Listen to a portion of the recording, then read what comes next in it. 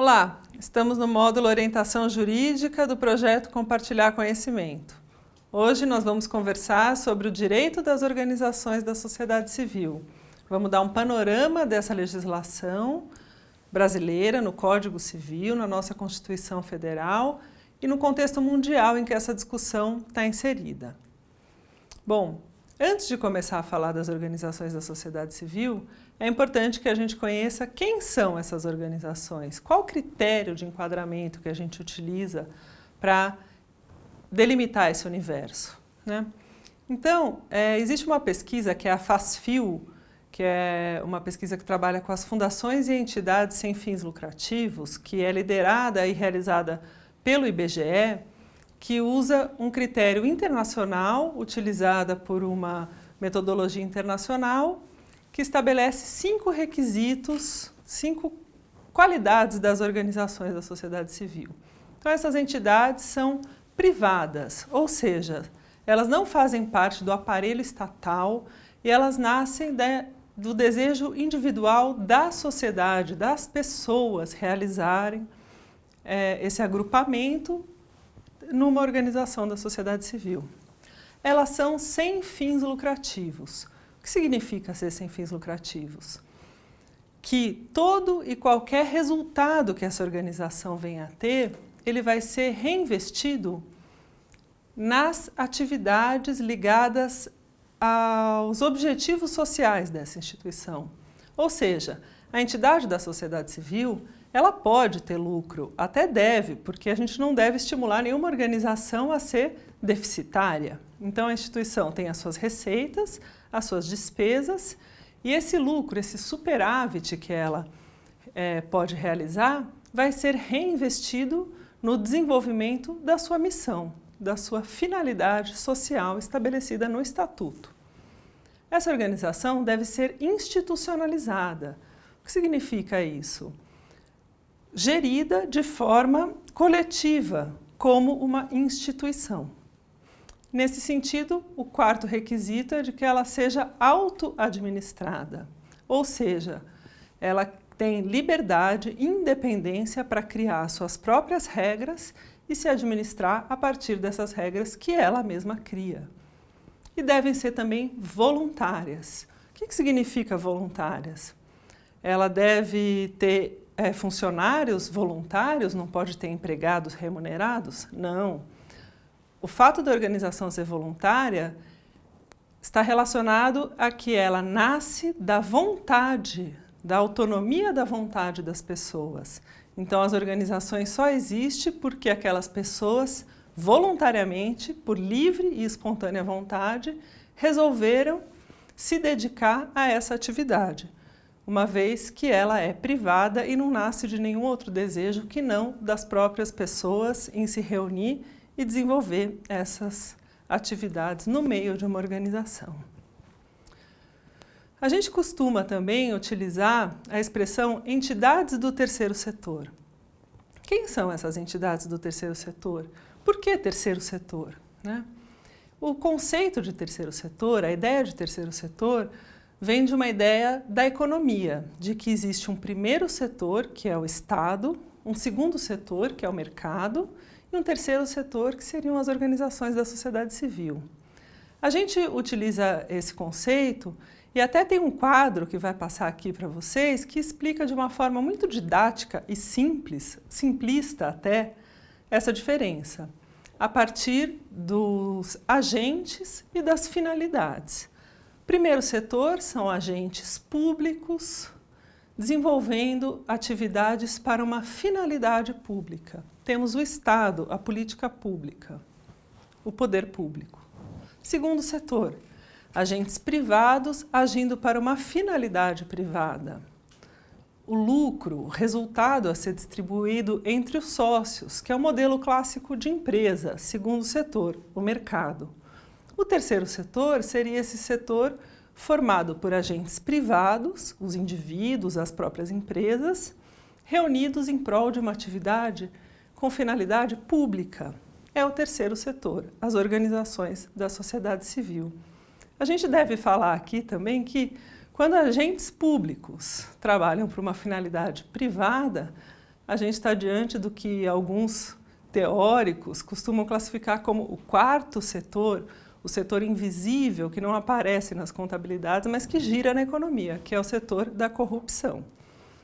Então, superada essa ideia de um conceito das entidades do terceiro setor, entendendo quem são essas organizações, a legislação brasileira também dialoga com isso. A Lei do Imposto de Renda traz um conceito de entidade sem fins lucrativos, que vale a gente ler aqui para fixar e entender como a legislação conceitua isso. A Lei 9532 de 97, que é a Lei do Imposto de Renda, estabelece no artigo 12, considera-se entidade sem fins lucrativos aquela que não apresenta superávit em suas contas, ou, caso apresente em determinado exercício, destine o referido resultado integralmente à manutenção e ao desenvolvimento dos seus objetivos sociais. Então, a gente estabelece aqui que a legislação prevê o superávit e a utilização desses recursos restrita ao desenvolvimento dos objetivos sociais da organização da sociedade civil. Então, esse é o conceito de entidade sem fins lucrativos.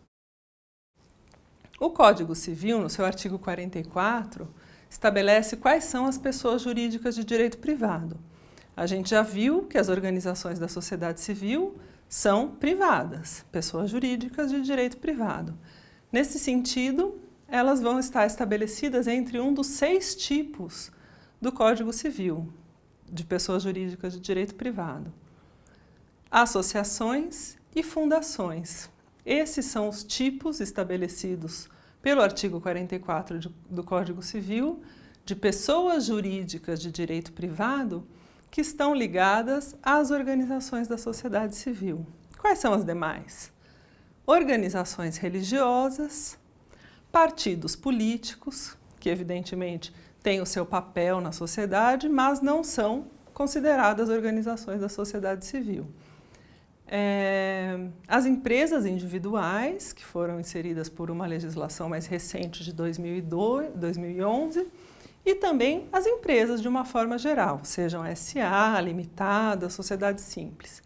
Então, dentro do Código Civil, as organizações da sociedade civil vão sempre se constituir invariavelmente ou como associações ou como fundações, segundo o rol do artigo 44 e os conceitos que o próprio Código Civil traz dessa legislação. Aqui cabe pontuar também duas questões que costumam aparecer quando a gente fala sobre isso. A primeira é sobre as cooperativas. E as cooperativas não são organizações da sociedade civil? O papel das cooperativas de coletores, catadores, as cooperativas que atuam na produção de negócios sustentáveis, da economia solidária. Então, essas são entidades que têm um papel muito relevante a desenvolver na sociedade e que são equiparados em alguns momentos pela própria legislação a organizações da sociedade civil. E existe todo um movimento por parte dessas cooperativas para que essa equiparação ganhe uma dimensão ainda maior. Mas o Código Civil, ao tratar das cooperativas, estabelece que elas são equiparadas a sociedades simples, que é um tipo específico de sociedade.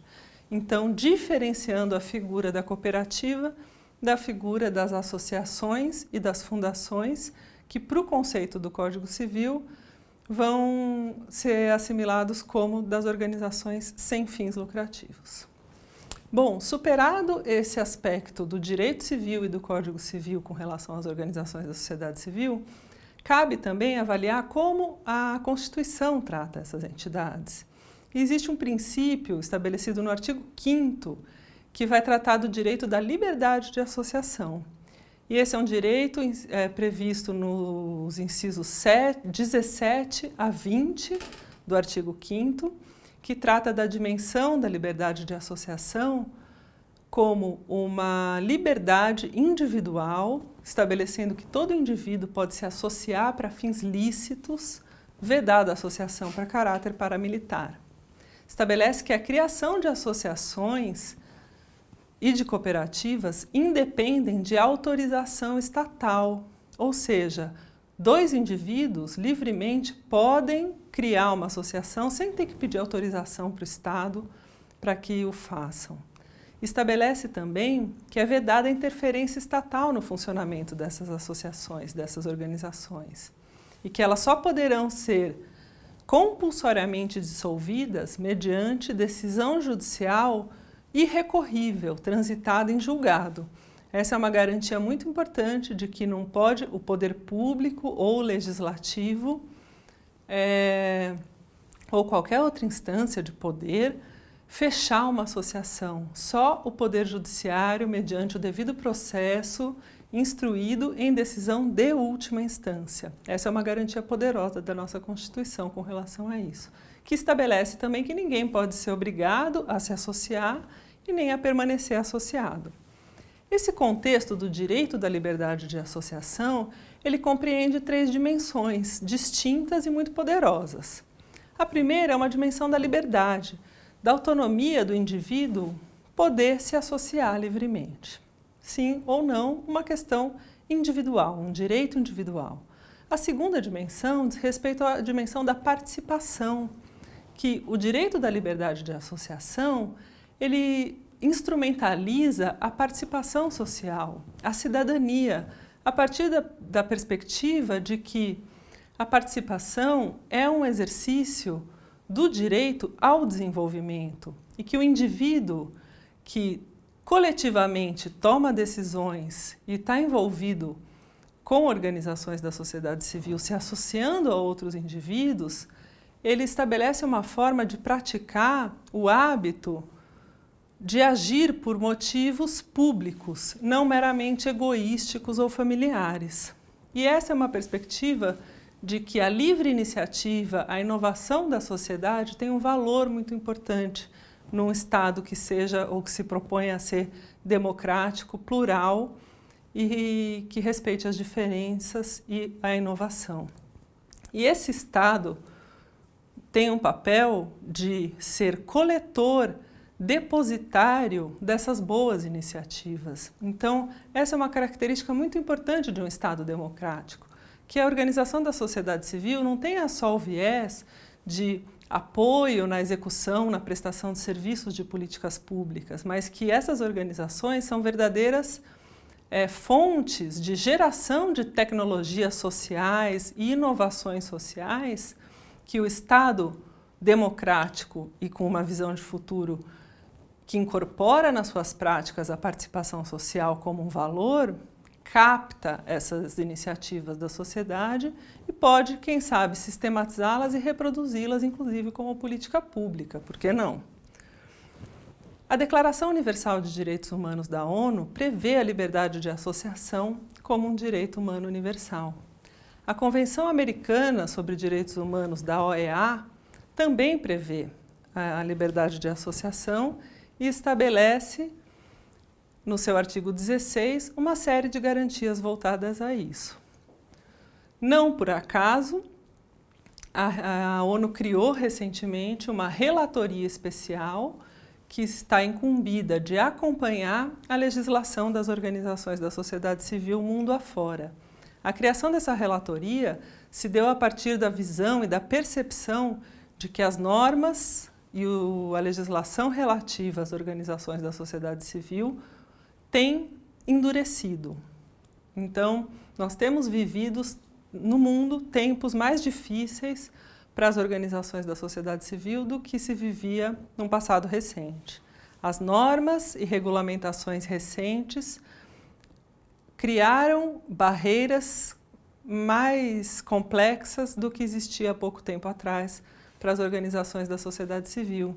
E esses mecanismos internacionais estão monitorando essa legislação e têm interesse em conhecer essa realidade. Então, existe hoje todo um contexto internacional de uma preocupação, monitoramento da legislação relativa ao direito de liberdade de associação e às organizações da sociedade civil. A ABONG faz parte de uma rede de organizações da sociedade civil que tem essa preocupação e tem desenvolvido estudos e pesquisas que visam monitorar e buscar influenciar no marco legal, no marco regulatório das organizações da sociedade civil em seus países, e inclusive prestar apoio de um país para o outro. Então, o Brasil dialogando com a Argentina, com o México, com a Nicarágua, em termos regionais da América Latina, para buscar superar e enfrentar esses desafios. Então, recentemente foi publicado um relatório numa pesquisa internacional da qual a BONG fez parte, junto com outras 15 organizações nacionais de países da América Latina, que sistematizam e apresentam um retrato, algumas considerações sobre esse panorama internacional e tendências e propostas para que as organizações nacionais se articulem em vistas de uma melhora do marco legal das organizações da sociedade civil nos países e na região da América Latina. Nesse sentido, no caso específico do Brasil, o tema do marco regulatório das organizações da sociedade civil e desse programa que foi desenvolvido e gerenciado pela Secretaria-Geral da Presidência da República merece destaque. E a BONG também destaca a participação das organizações que fazem parte da plataforma por um novo marco regulatório para as organizações da sociedade civil, que tem uma pauta e uma agenda pública proposta de melhoria e um norte para essa caminhada que busca um marco legal mais adequado e mais aperfeiçoado para essas organizações da sociedade civil no Brasil.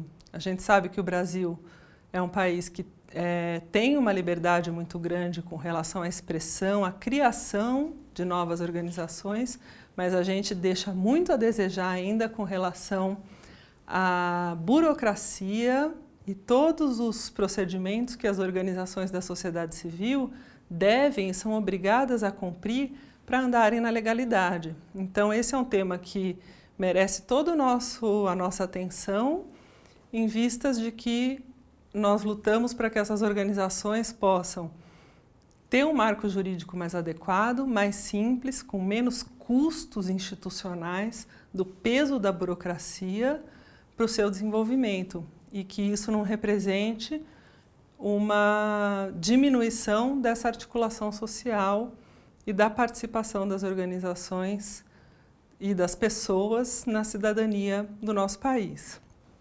Bom, esses eram os principais aspectos que a gente tinha preparado para conversar aqui hoje com vocês. Acho que conseguimos estabelecer um panorama geral relacionado ao Código Civil, a figura e conceituação de quem são as organizações da sociedade civil, as formas jurídicas que ela apresentam, como a nossa Constituição Federal reconhece e trabalha o direito da liberdade de associação e esse diálogo no panorama internacional. Para quem tem mais interesse sobre esse assunto e deseja aprofundar, temos links à disposição aqui na apresentação que vocês podem acessar e conhecer esses materiais. Também aqui no módulo Orientação Jurídica do programa Compartilhar Conhecimento, existem outras videoaulas e outros momentos que a gente vai trazer temas de igual relevância e interesse para que as organizações possam aperfeiçoar e melhorar suas práticas e fortalecer a sua institucionalidade para que elas possam enfrentar os desafios aí mais fortes e mais seguras na sua maneira de se administrar. Então, espero que vocês tenham gostado, que o tema seja produtivo e a gente se vê numa próxima oportunidade. Obrigada, até logo.